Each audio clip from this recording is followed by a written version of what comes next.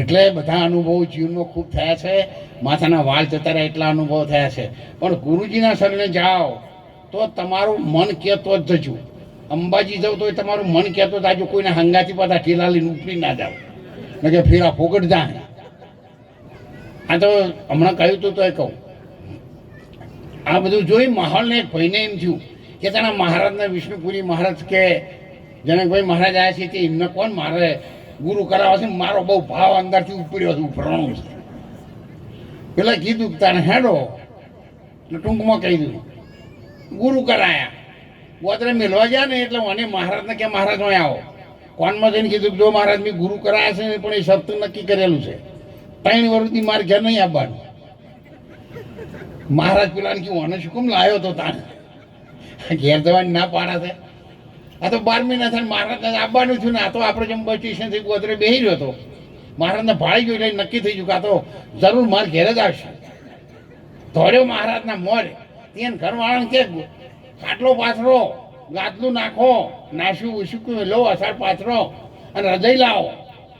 કે પણ એ કે બપોરના આવા તાપના કે ગરુ મહારાજા હશે કે નતા આવવાના ને પણ કે આવી જતો પેલા આવું પેલા દેખો. આ બેન હૃદય લેવા જઈ ને એટલે આ મેં હુઈ ગયો. હૃદય લઈને આવી ને એટલે મને ઉઠાડી દે ને મહારાજ આવું કહેજે તા તો મોદાસ. એટલે આપણે કોઈ માથાકૂટ જ ના રહે. પેલી બૂન વળી એક્શન કરવા જઈ હૃદય હેઠ હાથ ગાડીનો એના પગ દબાવ મહારાજ આવ્યા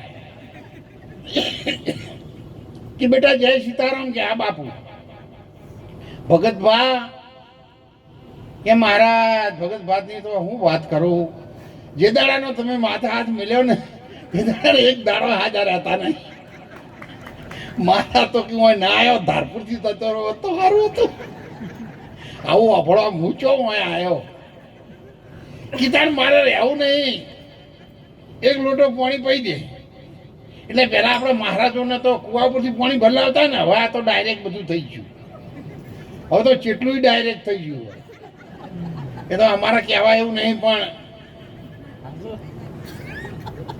આ બેન ઘડો લઈને પાણી ભરવા કુવા ઉપર છે.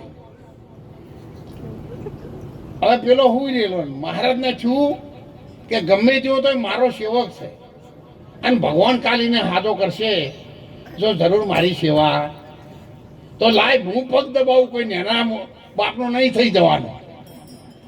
તે મહારાજે ઠેલો મેલીને પોગોથી જઈને બેઠા. હું હાથ ગાલીને દબાવવા માંડ્યા પગ. હવે પેલા ભાઈને ખબર નહીં વસ્તુ બદલાણી છે. અને પાછો હૃદય લગીને ઊંચી કરી કીધું કે પેલું લપજુ મહારાજ કીધું નહીં આમ જો આ પગે વળજ્યું વાંચ્યું છે. એટલે આપણે ગુરુ કરાવીએ પણ ગરજ વગરના કરાવીએ એનો કંઈ મિનિંગ રહેતો નથી. એટલે તમારું જો મન હજુ લાયક તમારી ઈચ્છા હોય ત્યાં તમે જજો. પણ આત્માની ઓળખાણ કરજો. એ સંદેશો મારા જીવનનો છે. મેં હજારો દિવસનું તપ કરેલું છે. 31 દિવસ સુધી હું પાણી ઉપર પણ રેડો છું. ટેસ્ટ એન્ડ ટ્રાય કરેલો છે આ બોડીમાં. અને અત્યારે પણ મારે થાય એટલી હું સમાજની સેવા કરું જ છું. રણુજા આશ્રમમાં આપણે નવો એક આશ્રમ બનાવ્યો છે. અને તો 17 તારીખે જેઠ સુદ એકમના દિવસે લોકો 5000 ગુજરાતી માણસોનું પ્રસાદની વ્યવસ્થા ગોઠવેલી છે. 33 જૂથનો પાઠ છે. આપ સૌને આવવાનું થાય તો મોસ્ટ વેલકમ. સબરીના ઘેર જ્યારે રામ આવ્યા હતા અને સબરી રાજી થઈ હતી એમ તો આપ પધારશો રામ થઈને તો જરૂર હું એટલો રાજી થઈશ. મને આશીર્વાદ આપજો. મારા છેલ્લા શ્વાસ સુધી સમાજની સેવા કરી શકું. સંતોને મહંતોને આ આખા પરિવારને 4 ભાઈઓને મારા વારંવાર વંદન છે. એક વખત જબરદસ્ત જય બોલો. બોલો સદગુરુદેવ કી, સનાતન ધર્મ કી, ભારત માતા કી, ભારતની નારી શક્તિનો આવું ભજન કરાવે એમના માતા પિતાનો